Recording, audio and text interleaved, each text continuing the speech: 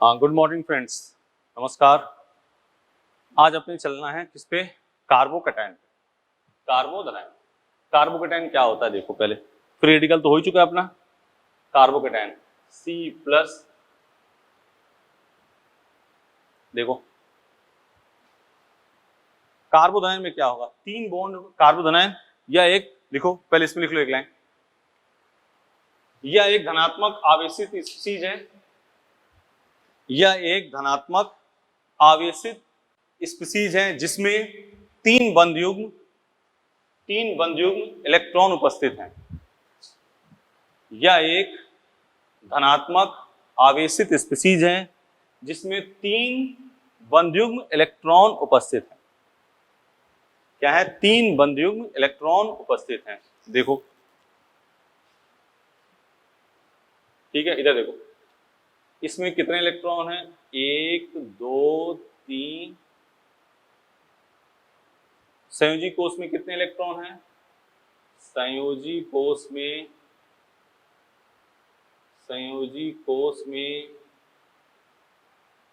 कितने इलेक्ट्रॉन हैं? 6 इलेक्ट्रॉन। यह किससे प्राप्त होगा? समान से कि विषमान से?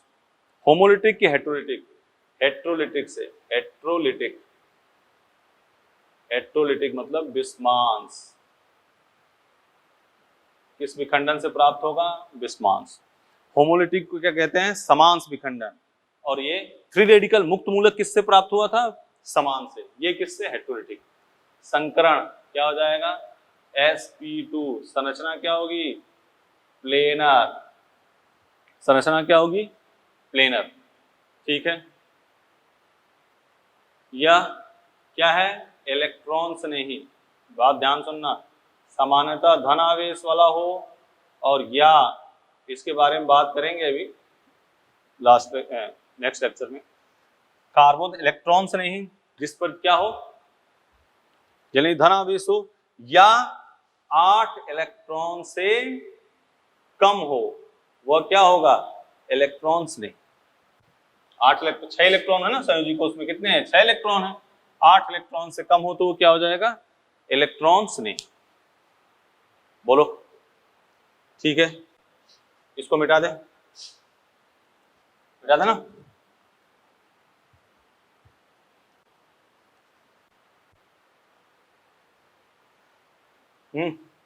अब कार्बोधनायन के स्थायित्व की व्याख्या किससे करते हैं? अनुनाद, अतिसंयुग्मन और प्रेरण प्रभाव। लिख लो कार्बोधनायन के स्थायित्व की व्याख्या। कार्बोधनायन के स्थायित्व की व्याख्या अनुनाद, अतिसंयुग्मन और प्रेरण प्रभाव से करते हैं।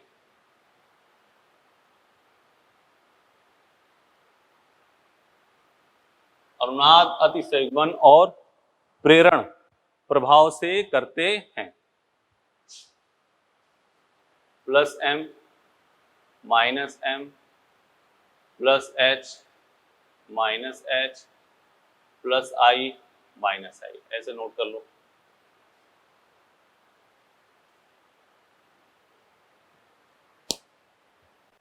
स्टेबिलिटी ऑफ कार्बोकैटायन +m के डायरेक्टली, -m के इनवर्सली, +h के डायरेक्टली, -h के इनवर्सली, +i के डायरेक्टली, -i के इनवर्सली। देखो ठीक है, मिटा दें इसको। अब यहां से क्वेश्चन की बात करते हैं। क्वेश्चन लिखो, order of stability. Order of stability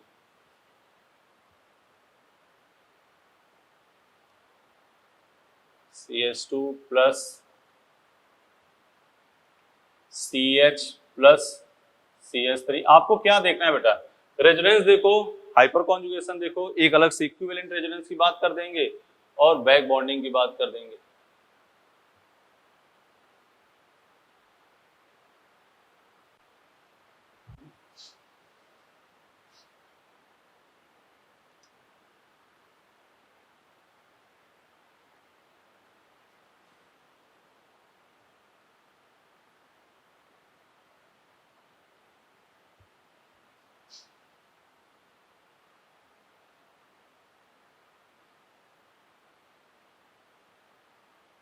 ठीक है,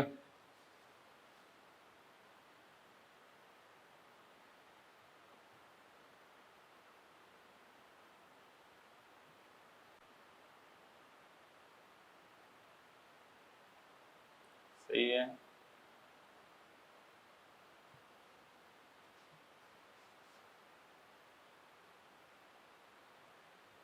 बोलो, ठीक है ना, इधर देखो।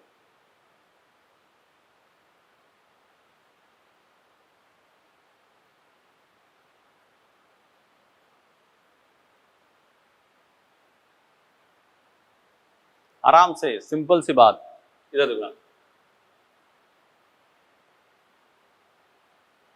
CH2 प्लस,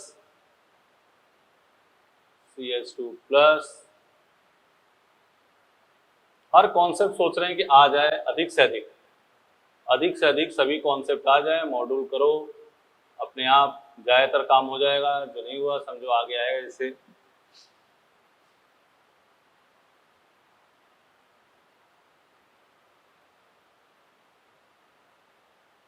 कोशिश की जा रही है कि अधिक से अधिक मटेरियल आप तक पहुंचे, और आप बेटा ध्यान से इसको कर लो।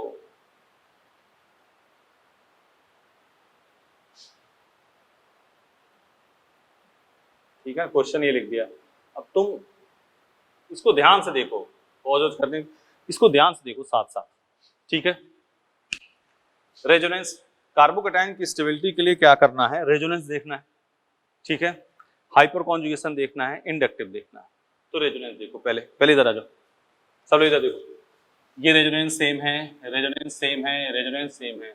अब क्या देखोगे, अल्फा एच हाइपर कॉन्जुगेशन। कितने अल्फा एच हैं, 6 3 0, तो सबसे अधिक 3 2 1, इसमें 3 2 1, इसमें देखो इन दोनों में रेजोनेंस है, यहाँ तो रेजोनेंस ही नहीं है, नो रेजोनेंस, यहाँ कोई अनुनाद नहीं है। अब यहाँ रेजोनेंस, यहाँ लेकिन 3 2 5, यहाँ अल्फा एच कितना है 5, यहाँ अल्फा एच कितना है 2, तो सबसे अधिक फर्स्ट, फिर सेकेंड और लास्ट में थर्ड। इधर आ जाओ, यहाँ नो रेजोनेंस, तो सबसे लास्ट में तो इसी की बारी है। यहाँ क्या हो जाएगा, सबसे अधिक फर्स्ट सेकेंड थर्ड। यहाँ देखो, यहाँ क्या लग रहा है, प्लस एम लिखा था ना, और यहाँ क्या है minus M. Plus M carbocation की स्टेबिलिटी को बढ़ाता है, और माइनस एम कार्बोकैटायन की स्टेबिलिटी को कम करता है। तो सबसे अधिक हो जाएगा सेकेंड फर्स्ट थर्ड इस वाले में। यहाँ देखो, यहाँ एक ही अल्फा हाइड्रोजन है, एक अल्फा हाइड्रोजन। यहाँ देखो कितने हैं, 3 अल्फा हाइड्रोजन। भाई बेंजीन से कनेक्ट, ये तो सब में सेम है। और यहाँ कितने हैं, अल्फा एच कितने हैं, 2 ही तो हैं, ये 2, तो सबसे अधिक स्टेबल 2, फिर 3, फिर 1। देखो बेंजीन से आप कौन अधिक एक्टिवेट कर पाएगा, एक अभी करेंगे मॉड्यूल क्वेश्चन, तो उसमें भी ऐसे लिखा हो कौन अधिक, तो ये 3 बेंजीन से अटैच वाले देखो, ये नहीं कितना बड़ा ग्रुप है, यहाँ 3 टर्सरी लगा दे कोई फर्क नहीं पड़ता।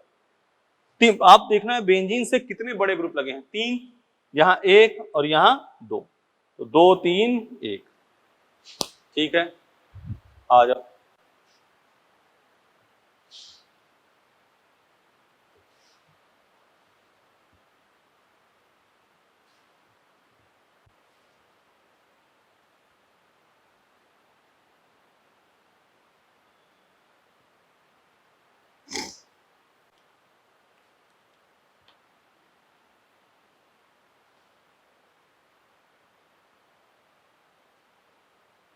ठीक है, चले बात आगे करें, चलो आओ इधर। ये है CH2 प्लस, देखना इधर, CH2 प्लस, CH2 प्लस और CH2 प्लस, लिख दिया। ये 1, ये 2 और ये, यहाँ CH3, यहाँ CD3,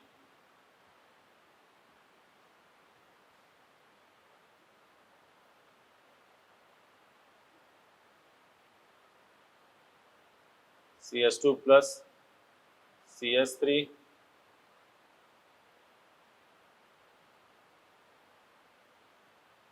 CD3,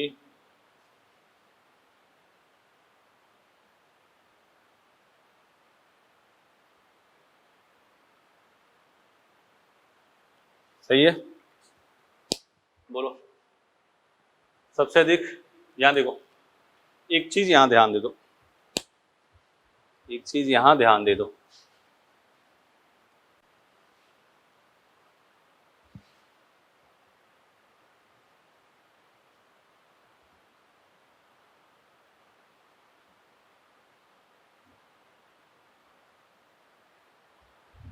इधर देखो, प्लस एच का जो ऑर्डर होता है, प्लस एच क्या होता है, CH3 CD3 CT3। अब प्लस आई जो ऑर्डर होता है वो होता है CT3 CD3 CH3। यही तो है, ये प्लस एच का ऑर्डर है, ये प्लस आई का ऑर्डर है। ठीक है, अब यहां पैरा पे लगा है तो पैरा पे क्या लगेगा, प्लस एच। पैरा पे लगा ना, पैरा पे क्या लगेगा, प्लस एच। और प्लस एच का ऑर्डर क्या है, CH3, तो इसमें हो जाएगा 1 2 3। यहां देखो, मेटा पोजीशन पर, मेटा पोजीशन पर ना तो प्लस एम, ना तो प्लस एम, ना माइनस एम, ना माइनस एच, ना प्लस एच, कुछ भी नहीं लगेगा मेटा पोजीशन। ओनली क्या होगा, ओनली प्लस आई। मेटा पोजीशन पर क्या लगेगा, ओनली प्लस आई और माइनस आई और माइनस आई। और CH3 एल्किल ग्रुप क्या होता है, प्लस आई। इसको तो देते हैं मेटा, तो ये क्या है, मेटा पोजीशन है, इसको देते हैं मेटा। आप ध्यान से देखो, ये तो सब पुरानी बातें हमने कही कि मेटा पोजीशन पर ना तो प्लस एम, ना माइनस एम, ना प्लस एच, ना माइनस एच, ओनली प्लस आई और माइनस आई। ये क्या है, प्लस आई। तो सबसे अधिक प्लस आई किसका है, प्लस आई का ऑर्डर CT3 CD3 CH3। तो सबसे अधिक 3 2 1, क्या होगा आंसर, 3 2 1। कर लो, लिख लो आराम से। ये मिटा दें, ये ऑर्डर लिख लिया होगा, इधर मिटा दे रहे हैं, इधर आ जाओ।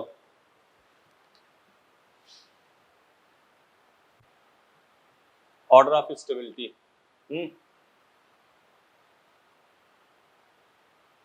C प्लस बेंजीन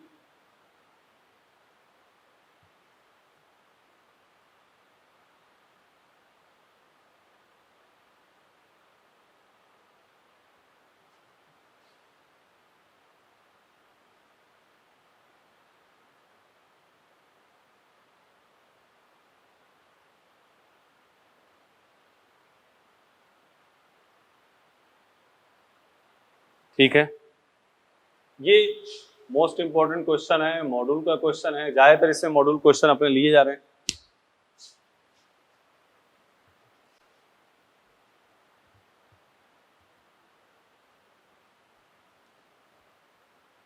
देखो,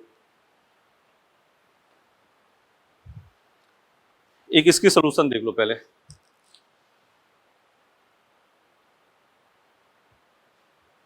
ये जो है, नाम तो है इसका क्या, ट्रोपोलियम कार्बो कैटायन।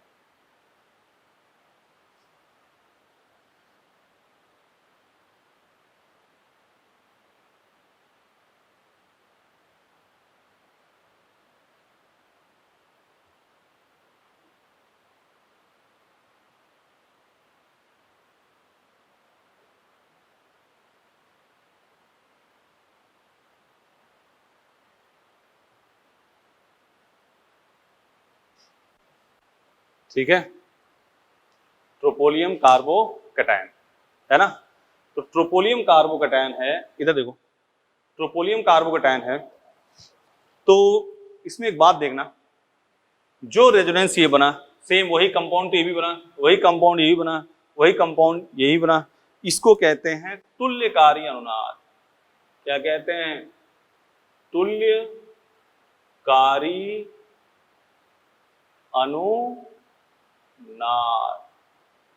इक्विवेलेंट वैलेंट रेजोनेंस, ठीक है ना। और तुल्य कार्य अनुनाद नॉर्मल अनुनाद से अधिक स्थायी होगा। तुल्य कार्य अनुनाद, ये लिख लिया, इक्विवेलेंट रेजोनेंस, और तुल्य कार्य अनुनाद नॉर्मल रेजोनेंस, सामान्य रेजोनेंस से अधिक स्टेबल होगा। इसी को क्या कहते हैं, तुल्य कार्य अनुनाद। और तुल्य कार्य अनुनाद नॉर्मल रेजोनेंस से अधिक स्टेबल होगा। तो सबसे अधिक कौन हो जाएगा, 4। फिर रेजोनेंस पे आ जाओ, फिर फर्स्ट, फिर सेकेंड, फिर थर्ड। तुल्य कार्य अनुनाद नॉर्मल रेजोनेंस से अधिक स्टेबल होगा, ठीक है। तो यहाँ ये फेमस क्वेश्चन है, ये तो बहुत अधिक रेजोनेंस है।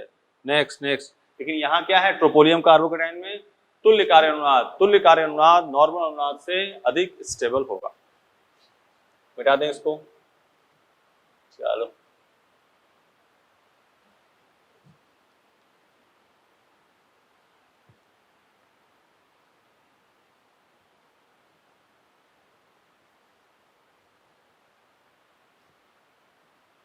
ठीक है, तुल्य कार्य अनुनाद नॉर्मल अनुनाद से अधिक स्टेबल। एक और बात देखो यहाँ पे, एक और कॉन्सेप्ट है यहाँ पे, CH3CH plus CH3, CH3CH plus OCH3, CH3COCH2 plus, ठीक है। ये क्वेश्चन हो गया अपना। अब यहां देखो ध्यान से, ये तो हो गया क्वेश्चन। यहां लोन पेयर के बगल में क्या है, पॉजिटिव चार्ज। लोन पेयर के बगल में पॉजिटिव चार्ज, इसी को क्या कहते हैं, बैक बॉन्डिंग। ये इलेक्ट्रॉन इसमें जंप कर सकता है, और ये भी नॉर्मल कार्बोकेटाइन से अधिक स्टेबल होते हैं। नॉर्मल कोई बहुत अधिक रेजोनेंस नहीं, अब नॉर्मल रेजोनेंस है या फिर एल्किल ग्रुप है, उससे अधिक स्टेबल होंगे। एल्किल ग्रुप चाहे टर्सरी भी हो, उससे अधिक स्टेबल। तो सबसे अधिक ये सेकंड, फिर फर्स्ट, और लास्ट में थर्ड। ये क्या है, CO का -I। याद करो, नोट करके लिखवाया था। प्लस चार्ज के बगल में CO ग्रुप है तो वो रेजोनेंस के द्वारा स्टेबलाइज नहीं होता है, क्योंकि जैसे वो रेजोनेंस होगा O पे क्या आ जाएगा, पॉजिटिव चार्ज, जिससे स्टेबिलिटी क्या हो जाएगी, कम हो जाएगी। जिससे स्टेबिलिटी क्या हो जाएगी, कम हो जाएगी।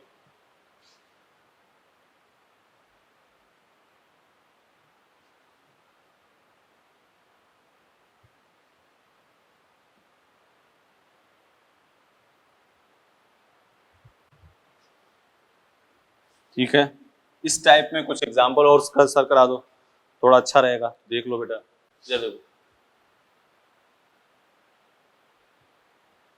ये है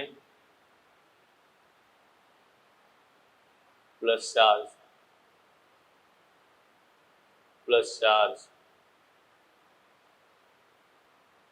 प्लस चार्ज, प्लस चार्ज, ठीक है। अब देखो, लोन पेयर के बगल में पॉजिटिव चार्ज कहाँ कहाँ पे है, इसमें है, और यहाँ अल्फा एच कितने हैं, 6, यहाँ अल्फा हाइड्रोजन कितने हैं, 3। तो सबसे अधिक कौन हो जाएगा, फर्स्ट, फिर थर्ड। यहाँ कोई लोन पेयर के बगल में पॉजिटिव नहीं है, सीधे अल्फा एच देखो। पहले देखना है लोन पेयर के बगल में पॉजिटिव चार्ज। अगर लोन पेयर के बगल में पॉजिटिव चार्ज दोनों में है तो हम क्या देख लेंगे, अल्फा एच। तो यहाँ कितने हैं, 3 3 6, और यहाँ कितने हैं, 3 है।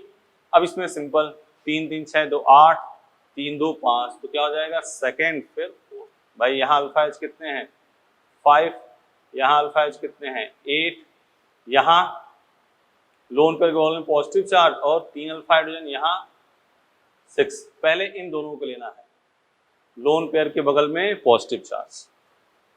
इसी टाइप का सेम एक क्वेश्चन और कर देते हैं। आओ, एक क्वेश्चन सेम और इसी टाइप का, सेम कहानी वही है।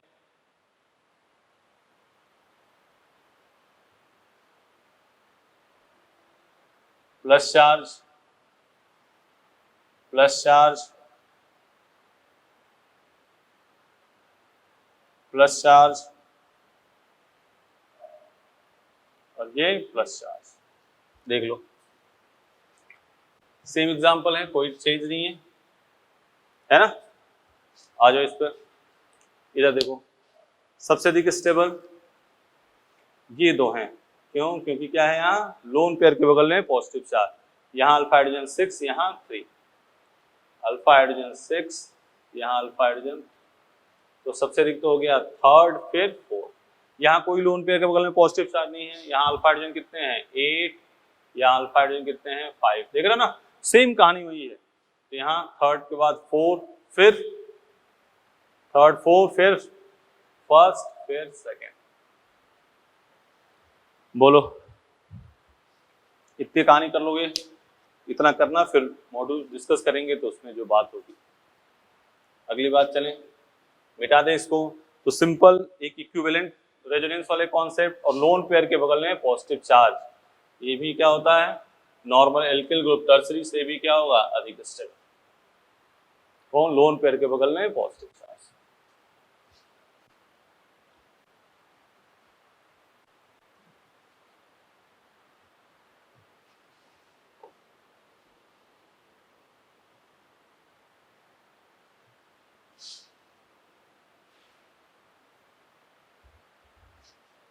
ठीक है, इधर आ जाओ, हेडिंग डालो कार्बेनायन।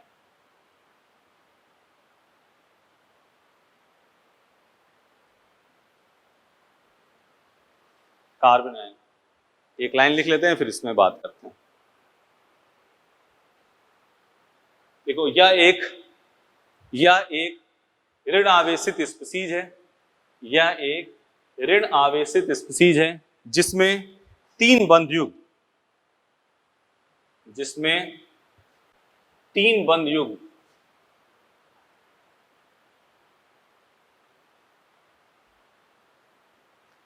युग्म और एक लोन पेयर उपस्थित है। तीन बंध युग्म या एक ऋणावेशित स्पीसीज है जिसमें तीन बंध युग्म और एक लोन पेयर उपस्थित है। स्टेबिलिटी ऑफ कार्बेनायन, कार्बोरिनायन, इसको हिंदी में क्या कहते हैं? कार्बोरिनायन। कार्बोरिनायन के स्थायित्व की व्याख्या हम अनुनाद और प्रेरण प्रभाव से करते हैं, इंडक्टिव इफेक्ट। कार्बोरिनायन के स्थायित्व की व्याख्या अनुनाद और प्रेरण प्रभाव से करते हैं। कार्बोरिनायन के स्थायित्व की व्याख्या अनुनाद और प्रेरण प्रभाव इंडक्टिव इफेक्ट से करते हैं। कार्बोरिनायन के स्थायित्व की व्याख्या अनुनाद और प्रेरण इंडक्टिव इफेक्ट से करते हैं। इसमें देखो हाइब्रिडेशन इसका क्या हो जाएगा sp3। यह किससे प्राप्त हुआ है? समान से कि विस्मांत से? बिल्कुल बात है, किससे आया है? विस्मांस विदलन से प्राप्त हुआ है। ठीक है, सही है। संयोजी कोष में कितने इलेक्ट्रॉन? 8 इलेक्ट्रॉन। तो ये क्या होगा? न्यूक्लियोफाइल, नाभिक स्नेही। न्यूक्लियोफाइल बोल रहे हैं, हिंदी में बोल रहे हैं नाभिक स्नेही। ठीक है। संकरण sp3, संरचना पिरामिडल। संरचना क्या होगी? पिरामिडल। सही है, हिंदी में कहना पिरामिडल। पिरामिडल हो गया, अरे लिख लो ना पिरामिडल। बोलो सही है। इसके स्थायित्व की व्याख्या किससे करते हैं? अनुनाद और प्रेरणा प्रभाव। ये तो वैसे लिख लिया, थ्योरी लिख लोगे। संयोजी कोष में 8 इलेक्ट्रॉन, विस्मांस विदलन से प्राप्त, संकरण sp3, संरचना पिरामिडल। इसके स्थायित्व की व्याख्या अनुनाद और प्रेरणा प्रभाव से। क्वेश्चन लिखते हैं, पहले क्या देखोगे? अनुनाद, उसके बाद से प्रेरणा प्रभाव। प्लस आई बढ़ेगा तो स्थायित्व क्या होगा? कम होगा। प्लस आई बढ़ने से स्थायित्व इसका क्या हो जाएगा? कम हो जाएगा। जैसे एग्जांपल देखो, हाँ क्वेश्चन क्या है? ऑर्डर ऑफ स्टेबिलिटी, कार्बोरिनायन के स्थायित्व की क्या कर रहे हैं? CH3 CH2 minus CH3 CH minus CH3 CH3 C minus CH3 CH3,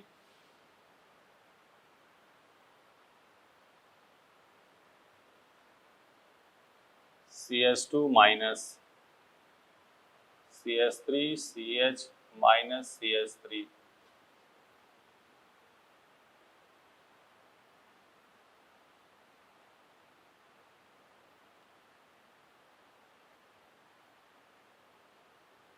ठीक है। यह है CH2 minus CH2 minus CH2 minus NO2 OCH3, 1 2 3, ठीक है। अगला आ जाओ। सही है ना। CH माइनस बेंजीन,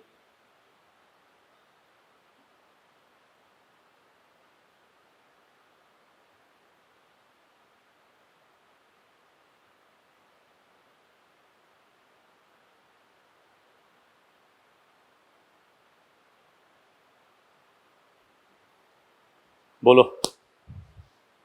सही है। अब आ जाओ आप, order of stability. Plus I effect बढ़ने से कार्बोकैटायन की स्टेबिलिटी बढ़ती है, कार्बोनाइन की क्या होती है, कम होती है। तो 1 2 3, 1 2 3।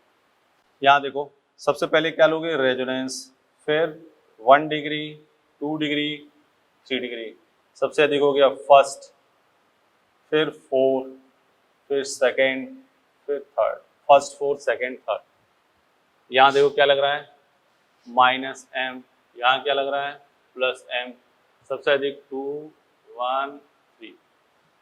यहाँ देखो सबसे अधिक रेजोनेंस किसमें है, थर्ड, फिर फर्स्ट, फिर सेकेंड। नोट कर लो, नोट कर लो डियर। वही क्वेश्चन है, ऑर्डर ऑफ स्टेबिलिटी इधर मिटा दे रहे हैं। रेजोनेंस देखो 1 डिग्री 2 डिग्री 3 डिग्री।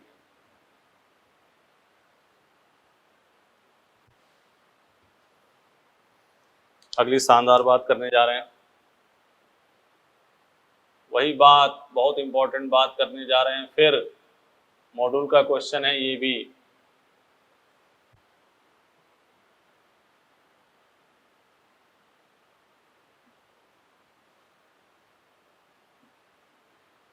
मॉड्यूल का क्वेश्चन है ये भी, या DTS में आया होगा कहीं ना कहीं, ये है क्वेश्चन, बहुत शानदार क्वेश्चन है। चलो चलते हैं। ये देख रहे हो, कुछ आइडिया लग रहा है, ऐसा बनाने से तुम्हारा कुछ मकसद क्लियर हुआ, क्या लग रहा है इसमें, देखो इसमें क्या हो रहा है। अभी आपने ट्रोपोलियम कार्बोकैटायन किया था, हाँ क्या किया था, ट्रोपोलियम कार्बोकैटायन किया था, उसी के तर्ज पे बात करते हैं अपने, उसी तर्ज पे बात करते हैं। ये है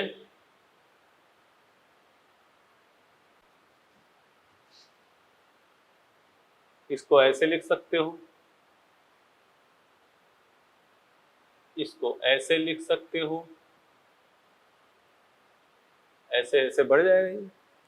सभी क्या है, सेम है, और क्या है, एरोमेटिक हैं। इसी को तो क्या कहते हैं भाई, एक और ऐसे बना लो अगर तुम्हें लग रहा है कि नहीं, ये लो और बना दिए, सब एक ही तो है।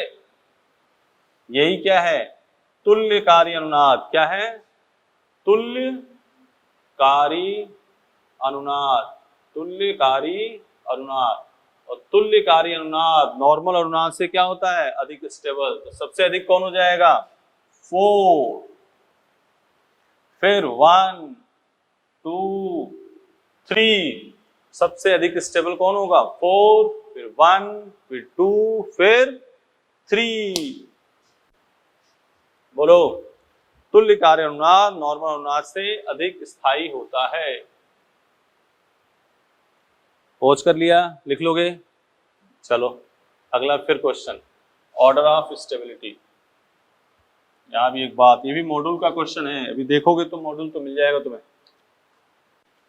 ये है CH2 माइनस, ये है CCl3 minus, CH3 CH2 minus, CH3 CH minus, सब शानदार क्वेश्चन हैं। इसलिए इसको अलग अलग से लिख के इधर तुम्हें थ्योरी में चाह रहे हैं कि तुम इसको इस पर टाइम दो, क्योंकि मोस्ट इंपॉर्टेंट ये बातें हैं। टेस्टों में आएगा बेटा, ध्यान सुनना, पिछली बार जैसे था, सब इंपॉर्टेंट है। इधर देखो, ये देख रहे हो C माइनस Cl, याद आया कुछ?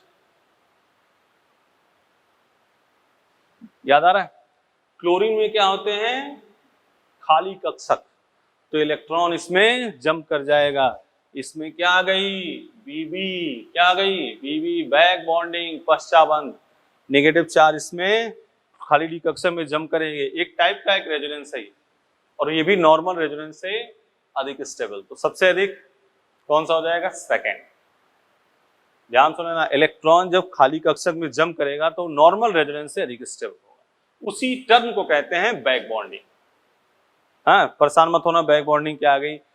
इलेक्ट्रॉन है खाली कक्षक, उसमें जंप कर गया, पी पाई डी पाई पी पाई, ये सब आगे इनऑर्डरिंग में हो जाएगा। सेकेंड, सेकेंड के बाद क्या आ जाएगा? फर्स्ट, फिर थर्ड, फिर क्या हो गया? फोर्थ।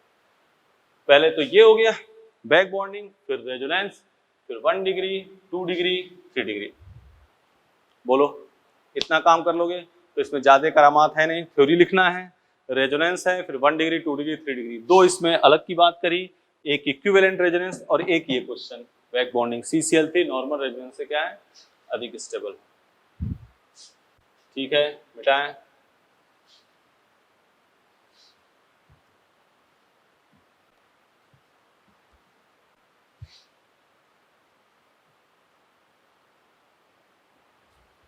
अब एक टर्म हल्का सा बता रहे हैं, इस चीज को कर लो, फिर आगे देखो। कार्बीन और नाइट्रीन अपने करेंगे आने वाले चैप्टरों में, ठीक है ना। कार्बन नाइट्रीन, हाइड्रोकार्बन कार्बन में कर देंगे और नाइट्रीन करेंगे एन कंटेनिंग में। तो इसको यहाँ पे बात नहीं करेंगे, अपने तो सिर्फ GOC तक की बात करनी है, जो नॉर्मल जो NCERT से कनेक्टेड। एक बेंजाइन इसमें थोड़ा सा बताना पड़ेगा अपने को, लिख लो, हेडिंग डाल दो, बेंजाइन। क्या है बेंजाइन, और इसके बारे में कुछ डिटेलिंग बात कर देंगे।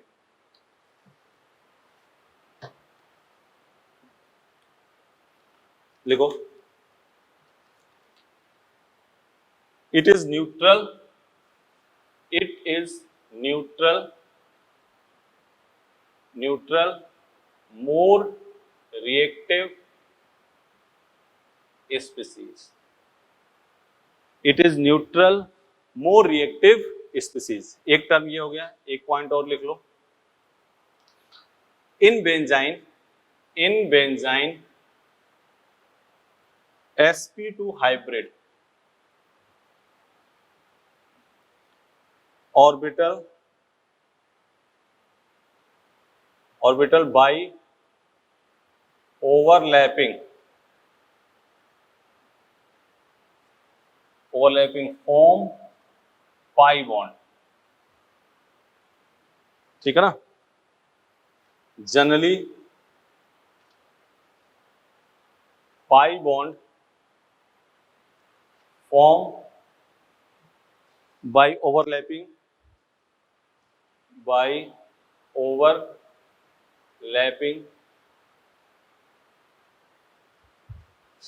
of unhybrid orbital. ये तो थ्योरी की बात लिखी है, इसको पढ़ लेना बस। हाँ, मेन मूल बात सुनो, it is neutral more reactive species. अब बेंजाइन है क्या? ये है बेंजाइन, ये इसी को क्या कहते हैं? बेंजाइन। ये थ्योरी है, ये पढ़ सकते हो। Generally pi bond form unhybrid orbital. तो यहाँ पे ये लाइन तो सबके लिए है, और इसमें क्या लिखा है? Hybrid orbital. क्या? ठीक है ना। अब बेंजाइन की रियल स्ट्रक्चर क्या होती है? ये होती है, ये बताने की। और जनरली बेटा एक चीज ध्यान रखना, 3 4 5 6 में ट्रिपल बॉन्ड एग्जिस्ट नहीं करता है। मतलब ट्रिपल बॉन्ड का एक बॉन्ड किस में जा रहा है, रेजोनेंस में, तो उसको हाइब्रिडेशन में काउंट नहीं करते हैं। मतलब ये पॉइंट तुम्हारे लिए बहुत इंपॉर्टेंट होगा। ईच कार्बन, ट्रिपल बॉन्ड होने के बावजूद भी तुमसे तो ऐसे पूछा जाएगा ईच कार्बन बेंजाइन के बताओ, एक्सेप्शन है, इंपॉर्टेंट है, ध्यान से सुन लेना। Each carbon of benzene is sp2, सभी इसका भी हाइब्रिडेशन क्या है, sp2, क्योंकि ट्रिपल बॉन्ड एक किस में जा रहा है, रेजोनेंस में जा रहा है, तो रेजोनेंस में जा रहा है तो उसको हम हाइब्रिडेशन में काउंट नहीं करेंगे। और बेंजाइन एक क्या है, एरोमेटिक कंपाउंड। बेंजाइन क्या है, एक एरोमेटिक कंपाउंड है, और ईच कार्बन जो बेंजाइन का है वो क्या है, sp2 हाइब्रिडाइज। इसको पॉज करो, आराम से लिखो, फिर इस पर हल्की सी बात करेंगे, पहले इसको आराम से लिख लो। ठीक है बेटा, अभी कुछ देर पहले हमने बात करी थी बेंजाइन की। किसकी बात करी थी, बेंजाइन की। बेंजाइन में क्या बताया था हमने, बेंजाइन में हमने कहा था, ये तो अभी लिखेंगे बात, बेंजाइन में हमने कहा था ये है, इसकी रियल स्ट्रक्चर कैसे होती है, ये होती है, ठीक है ना। ईच एटम क्या होगा, sp2, और ये कंपाउंड क्या होगा, एरोमेटिक। ये बात अपने कर चुके हैं ना, अभी इसको बार बार हम कर रहे हैं। हमने कहा था कार्बन नाइट्रीन को आगे कर लेंगे, लेकिन अभी हल्का सा बता देते हैं, हाइड्रोकार्बन में इसकी डिफिनीशन कर लेंगे, इसको और थोड़ा सा अच्छे से करेंगे। लेकिन अभी देखो, यह एक उदासीन द्विसंयोजी स्पीसीज है। कार्बन पूरा थ्योरेटिकल पॉइंट है, अब इसके आगे 2-3 पॉइंट थ्योरेटिकल है, सब थ्योरेटिकल काम है, तो इसको तुम्हें अपने पहुंचाना है, क्योंकि एनसीईआरटी का मैटर है तो करना जरूरी है। यह एक द्विसंयोजी उदासीन स्पीसीज है। इसके संयोजी कोष में ये देखो, C है, H, ठीक है ना। इसके संयोजी कोष में कितने इलेक्ट्रॉन हैं, 1 2 3 4 5 6, तो इसके संयोजी कोष में 6 इलेक्ट्रॉन हैं। अतः यह क्या हो जाएगा, इलेक्ट्रोफाइल, इलेक्ट्रॉन स्नेही, एंड और क्या हो जाएगा, लुईस एसिड। इलेक्ट्रोफाइल है और क्या है, लुईस एसिड है। यह 2 प्रकार का होता है, ट्रिपलेट कार्बीन, ध्यान से दोनों, जब दोनों, लिख लो यहाँ पे, जब दोनों अबंधित इलेक्ट्रॉन, जब दोनों, लिखो यहाँ पे, जब दोनों, ट्रिपलेट कार्बीन में लिखो, जब दोनों अबंधित इलेक्ट्रॉन युग्मित न हो, जब दोनों अबंधित इलेक्ट्रॉन युग्मित न हो, अर्थात भिन्न कक्षक में समान चक्रण में उपस्थित हो, अर्थात भिन्न कक्षक में समान चक्रण में उपस्थित हो, ठीक है। युग्मित नहीं है, हाइब्रिडेशन sp, स्ट्रक्चर क्या हो गया, लीनियर, अनपेयर्ड है, पैरामैग्नेटिक मतलब क्या हो गया, अनुचुंबकीय, ठीक। इधर आ जाओ, सिंगलेट कार्बीन, लिख लो यहाँ डेफिनेशन, जब दोनों अबंधित इलेक्ट्रॉन एक ही कक्षक में विपरीत चक्रण के साथ युग्मित हो, जब दोनों अबंधित इलेक्ट्रॉन एक ही ऑर्बिटल में, एक ही कक्षक में विपरीत चक्रण के साथ युग्मित हो, देख रहे हो ना, एक ऊपर है और एक नीचे, जब दोनों अबंधित इलेक्ट्रॉन एक ही कक्षक में विपरीत चक्रण के साथ युग्मित हों, तो क्या हो जाएगा, सिंगलेट। हाइब्रिडेशन क्या हो गया, sp2 संकरण। यह वी शेप का होगा, प्लेनर नहीं होगा, क्या होगा, वी शेप, ये मामला इंपॉर्टेंट है। और ये क्या हो गया, प्रतिचुंबकीय। हाँ, ट्रिपलेट कार्बीन सिंगलेट कार्बीन से अधिक स्थायी होता है। अब कार्बीन के स्रोत, सोर्स, कार्बीन के स्रोत, कार्बीन के सोर्स, पहला डाईएजो मीथेन को गर्म करने पर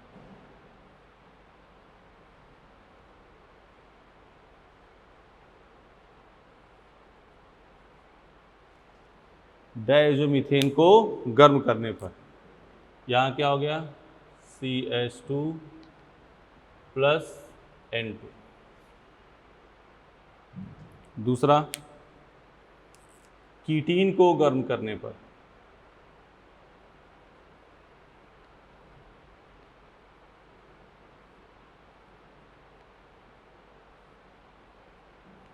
देखो CH2CO heat,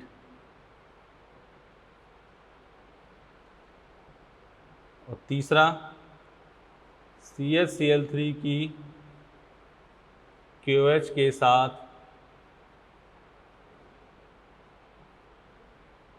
reaction, CHCl3 plus KOH, ठीक है, CCl2 plus KCl plus H2। अब इनकी ज़रूरत कहाँ पड़ेगी? आप पूछो सर इसकी ज़रूरत कहाँ पड़ेगी? ये जब हाइड्रोकार्बन अपने करेंगे तो उसमें इसकी ज़रूरत पड़ेगी, तो वहाँ इसको रिएक्शन के रूप में लिखवाएंगे खूब अच्छे से, टेंशन मत लो। अभी तो तुम थ्योरी बस याद कर लो कि यह एक उदासीन द्विसंयोजी स्पीसीज है, इसके वैलेंस शेल में 6 इलेक्ट्रॉन हैं, या इलेक्ट्रोफाइल और लुईस एसिड है, ट्रिपलेट कार्बीन। जब दो अबंधित इलेक्ट्रॉन भिन्न कक्षक में समान चक्रण में उपस्थित हों, ट्रिपलेट हो गया। एक ही कक्षक में विपरीत चक्रण में हो, सिंगलेट हो गया। sp लीनियर, अनुचुंबकीय, प्रतिचुंबकीय, ये V शेप, sp2, ये सब चीज़ें ध्यान रखो। सोर्स ऑफ कार्बन, डायजोमीथेन को हीट करोगे, कीटीन को हीट करोगे, CHCl3 की KOH के साथ रिएक्शन करोगे, ठीक है ना। इसको लिख लो, थ्योरेटिकल मैटर है, तब तक इसको मिटाते हैं अपने, ठीक है ना। हेडिंग डालो, आप हेडिंग डाल दो नाइट्रीन, हेडिंग डालो नाइट्रीन। अगला थ्योरी का पार्ट है नाइट्रीन, ठीक है ना। अगला थ्योरी का पार्ट है नाइट्रीन। पहले इसको एक बार देखो, फिर हम समझाते हैं इसमें क्या है।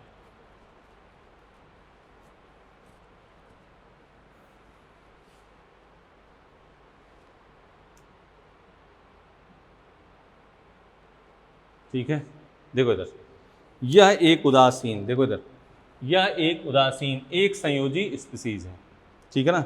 इसके संयोजी कोष में कितने इलेक्ट्रॉन हैं? इसके संयोजी कोष में कितने इलेक्ट्रॉन हैं?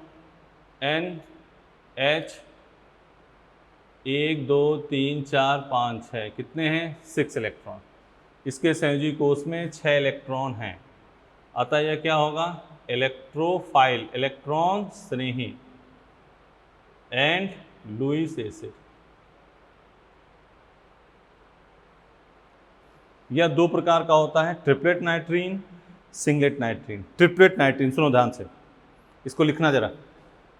जब दो अबंधित इलेक्ट्रॉन युग्मित हों तथा दो अबंधित इलेक्ट्रॉन युग्मित न हों, जब दो अबंधित इलेक्ट्रॉन युग्मित हों और दो अबंधित इलेक्ट्रॉन युग्मित न हो, थ्योरी एकदम बड़े प्यार से ध्यान से, बहुत इसमें कोई टफ चीज़ नहीं। Hybridization sp, hybridization sp, structure linear, unpaired electron है, क्या हो जाएगा? पैरामेट्रिक, अनुचुंबकीय। तीनों पॉइंट हो गए। यहाँ सिंगलेट नाइट्रीन, जब चारों अबंधित इलेक्ट्रॉन क्या हों? युग्मित हों। हाइब्रिडेशन sp1 p2, लेकिन लोन पेयर के बीच में रिपल्सन की वजह से इसका स्ट्रक्चर क्या होगा? लीनियर। ये इंपॉर्टेंट पॉइंट है। यह क्या हो गया? प्रतिचुंबकीय प्रवृत्ति का होगा। सीधे थ्योरी है, आराम से पॉज करो, थ्योरी को लिख लो, कोई इसमें बहुत बड़ा टेक्निकल मैटर नहीं है। अब कह रहा है नाइट्रीन का सोर्स, पहला NH3 को गर्म करने पर, तो NH3 है, अमोनिया है, हीट कर देंगे तो क्या हो गया? NH प्लस क्या निकल गया? H2। दूसरा N3H को गर्म, N3H का नाम पता है? Hydrazoic acid. तो N3H को गर्म कर रहे हैं, N3H, तो ये हो गया NH N2, ठीक है ना। इसका नाम क्या है? हाइड्राजोइक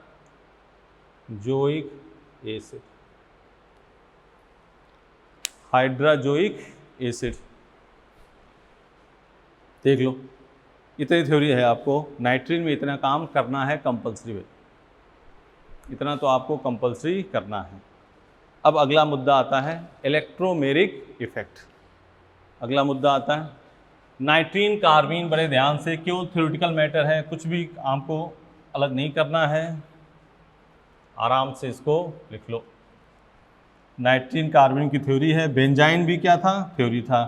थोड़ा सा टेक्निकल काम हमने किया था किसमें, कार्बोकेटायन, कार्बोनाइन, फ्री रेडिकल। इसमें तो आप प्योर क्या करना है, थ्योरी है, इसको पढ़ के, और चूंकि ये इंपॉर्टेंट है क्योंकि अगला आप जब लिखने जा रहे हैं इलेक्ट्रोमेरिक इफेक्ट, ये भी मोस्ट इंपॉर्टेंट है, इसके बारे में बात करेंगे, समझाएंगे, क्योंकि एनसीईआरटी में ये है, ठीक है ना।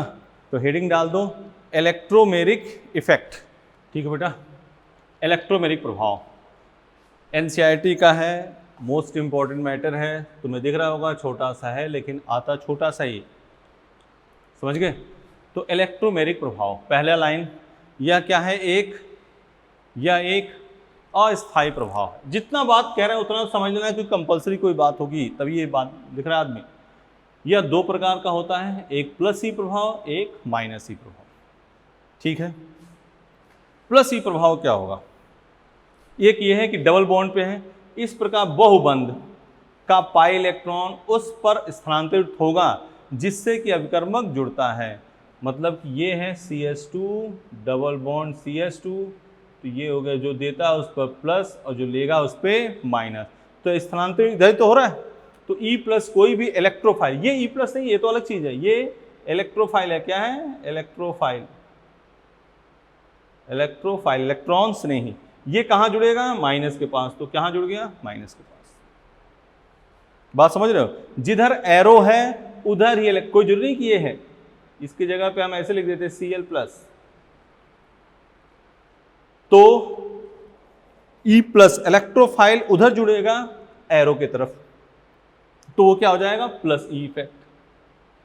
क्लियर, जिधर एरो घुमाया उधर ये कोई इलेक्ट्रोफाइल जुड़ रहा है तो वो क्या हो गया, प्लस ई। क्लियर बात।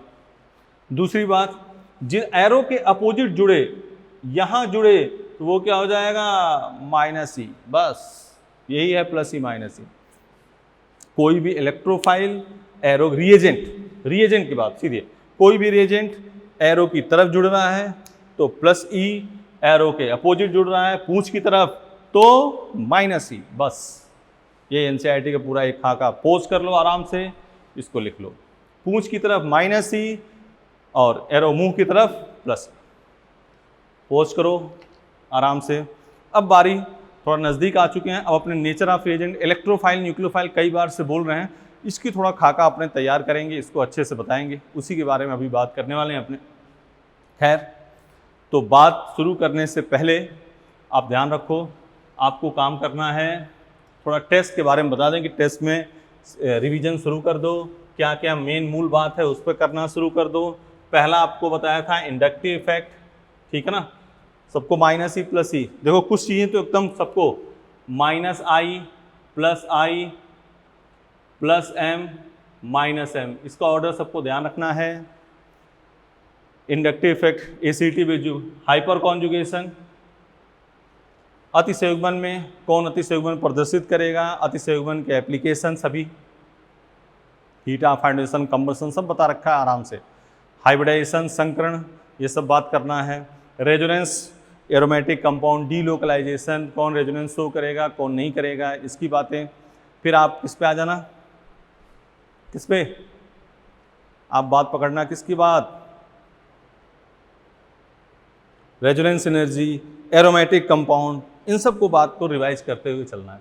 रेजोनेंस स्टेबिलिटी रूल, फिर आ जाना मोटा मोटा एसिडिटी आपको करना ही करना है, बेसिटी करना है, और कार्बोकेटायन, कार्बोनाइन, फ्री रेडिकल की स्टेबिलिटी। ये थ्योरी पढ़ पाना जितना हो पाए उतना करना आपका, ठीक है ना। आज की मेन मूल थ्योरी बताई, क्या बताया, इलेक्ट्रोमेरिक इफेक्ट, कार्बीन नाइट्रीन। कार्बीन नाइट्रीन आगे भी आता रहेगा, कार्बीन नाइट्रीन आगे भी आ गया, उसका मेन मूल कहाँ बताया जाएगा, हाइड्रोकार्बन, ठीक है। अभी फिलहाल इतना करना, फिर आगे टेस्ट की तैयारी शुरू कर देना। एक इलेक्ट्रोफाइल, न्यूक्लियोफाइल बताना है, और सीट का एक सोल्यूशन बना दिया अपनों ने, एक वीडियो और आप तक पहुंच जाएगी सीट डिस्कशन के नाम पे, उसको आराम से करना, इनफ है बेटा, ठीक है। तो आराम से एकदम कूल माइंड से टेस्ट की तैयारी शुरू कर दो। फिर आगे बात जैसे है, एक्सरसाइज के जो क्वेश्चन है वो अपने एक वीडियो पे 62 क्वेश्चन डाल दिए और जो बचेगा वो दूसरे में डाल देंगे, हो जाएगा। ठीक है, तो कूल से शुरू कर दो तैयारी किसकी, टेस्ट की। ठीक है, thank you, best of luck.